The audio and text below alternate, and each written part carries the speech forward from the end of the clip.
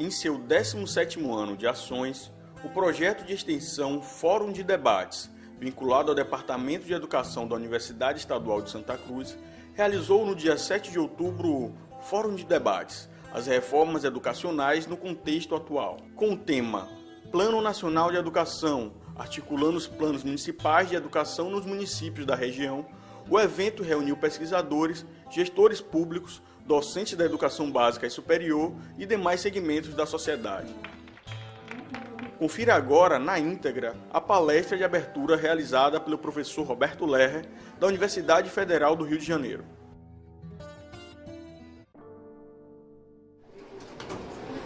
Desejo muito bom dia a todas e todos que estão aqui presentes.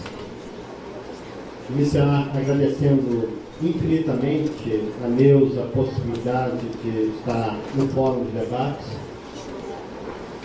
Todos vocês estão de parabéns por ter construído ao longo de 17 anos um fórum que se dedica a pensar as questões da educação e particularmente se dedica a pensar a problemática da educação diretamente dialogando com os problemas reais que vivemos nos municípios, né, no cotidiano das escolas, enfim, os dilemas das políticas que nós temos no chão da escola, né, e manter um espaço de reflexão sistemático, de maneira permanente, né, já desde a LDB, não é pouca coisa nesse país, né? Então, Neuza, parabéns para você. Eu sei que não é uma felicitação pessoal, ela é coletiva, mas por tudo que representa a construção desse fórum.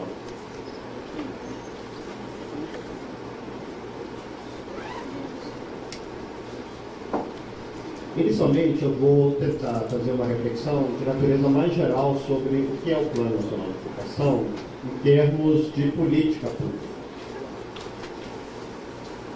Nessa reflexão, eu vou exercitar o que o filósofo italiano Antonio Gramsci diz que é decisivo para a política, é o pessimismo da razão, que nós temos que, ainda que muitas vezes de forma dolorosa, fazer uma análise crítica da realidade. E isso não é fácil para ninguém fazer. Mas conjugar o pessimismo da razão com o otimismo da vontade. Ou seja, a crítica sempre é uma crítica para nós transformarmos e mudarmos a realidade.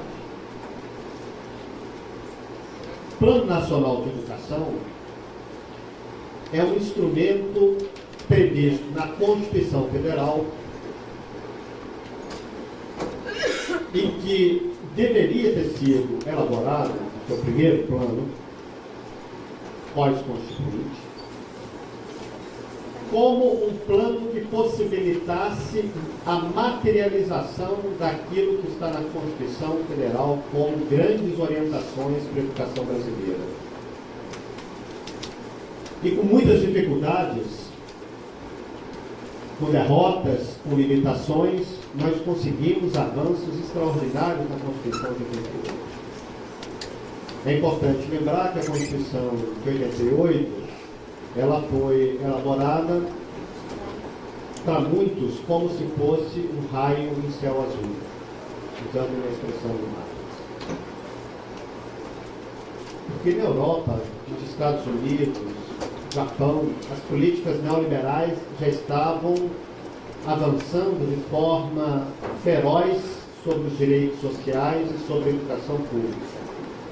E no caso brasileiro, nós estávamos afirmando que a educação é um direito de todos que têm um rosto humano e um dever do Estado. Nós estávamos afirmando o princípio da gratuidade. Nós estávamos afirmando o princípio da autonomia universitária. Nós estávamos afirmando o princípio de que a rede pública deveria ser organizada a partir de uma gestão democrática. Nós estávamos afirmando que os trabalhadores de educação deveriam ter uma referência geral de carreira que fosse nacional e que deveriam ser, no caso do trabalho na rede pública deveriam ser servidores públicos. E isso não é pouca coisa. A ideia de que os professores deveriam ser servidores do público dizia respeito a algo extraordinário.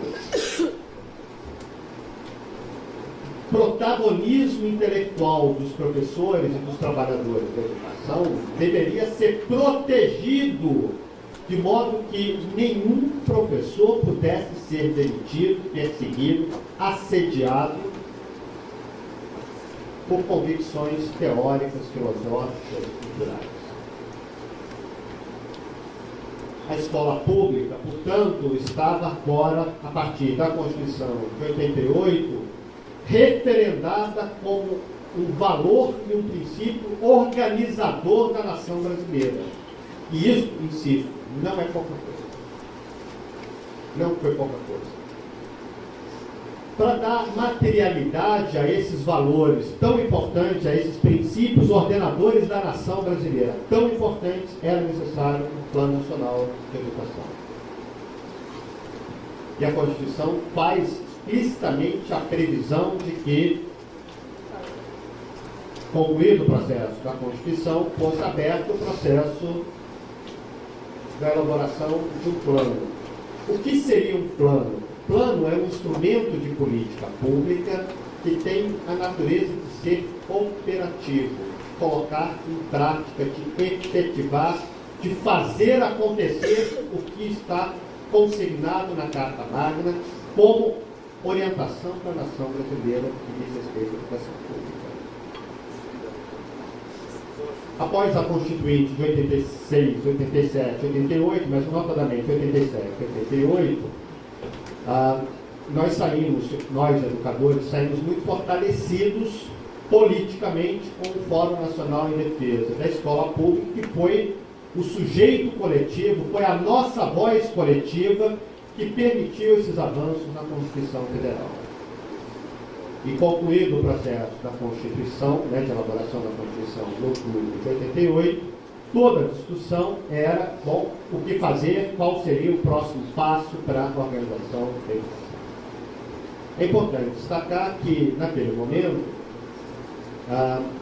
os setores já, digamos, que haviam incorporado os princípios neoliberais, tal como estava na ideologia no período de Reagan, Thatcher, Helmut Kohl, esses setores neoliberais que estavam presentes na Câmara dos Deputados, entendiam que o Estado não deveria se miscuir na educação. O Estado não deveria entrar no debate, na regulamentação do conjunto da educação, porque isso feriria a autonomia dos municípios, dos estados, e porque isso, particularmente, iria tolher a liberdade da livre iniciativa na educação, ou seja, iria criar obstáculo para a livre iniciativa na educação. Esse foi um ponto importante de derrota na Constituição, o artigo 209, que de fato permitiu a afirmação de que a educação é aberta, é livre, à livre iniciativa. Uma primeira grande questão é se haveria uma lei que iria explicitar aquilo que estava como orientação geral na Constituição e que estabelecesse as diretrizes e bases da educação nacional. O Fórum Nacional de Defesa da Escola Pública entendia que era necessário, sim, estabelecer uma lei de diretrizes e bases que pudesse harmonizar a Constituição com os novos horizontes pretendidos para a educação pública brasileira. A LDB que existia, que estava em vigor, foi a LDB de 1961, que foi uma derrota terrível para a educação pública. Foi em 61 que prevaleceu o substitutivo do Carlos Lacerda, que privilegiava a educação privada no Brasil, impediu a criação de um sistema público de educação, enfim, que possibilitasse a organização da educação pública liberal pública, gratuita, laica, enfim, obrigatória, né, aqueles valores liberais, não foram possíveis em 61, e ela foi ainda deformada por duas outras leis que alteraram aspectos da LDB. A Lei 5.540, que é a chamada Lei da Reforma Universitária, na verdade, contra a Reforma Universitária, né, a Reforma de 68, e, em especial, para nosso caso, a Lei 5692 de 1971, que reorganizou aspectos da educação pública brasileira, particularmente aqui eu me refiro ao fim do primário e do antigo ginasial, com a criação do ensino fundamental, no caso, ainda com 8 anos. Isso é uma mudança, sem sombra de dúvida, que melhor organizou a educação brasileira, mas com um peso adicional e com um fardo histórico adicional, que foi a tentativa de impor uma profissionalização compulsória, tanto do ensino fundamental, como especialmente no ensino médio. Então, tínhamos ainda a Lei 5692, que, embora tenha sido modificada um pouco depois, isso tudo criou um ordenamento para as diretrizes e bases no Brasil que era incompatível com a Constituição. Daí porque o grande embate no início da década de 90 foi o embate pela Lei de Diretrizes e Bases, de onde surge, inclusive, este fórum.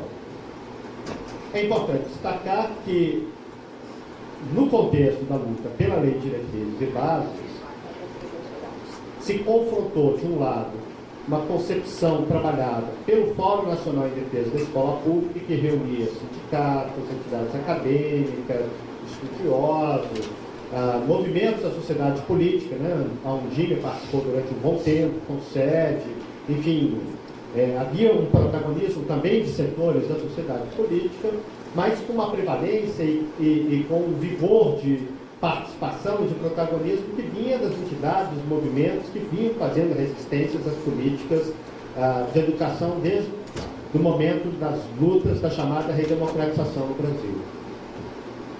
O que é importante destacar é que, para o Fórum, era necessário estabelecer diretrizes e bases que permitissem dar consequências e orientações mais precisas para a organização da educação brasileira a partir daqueles grandes princípios orientadores da Constituição Federal.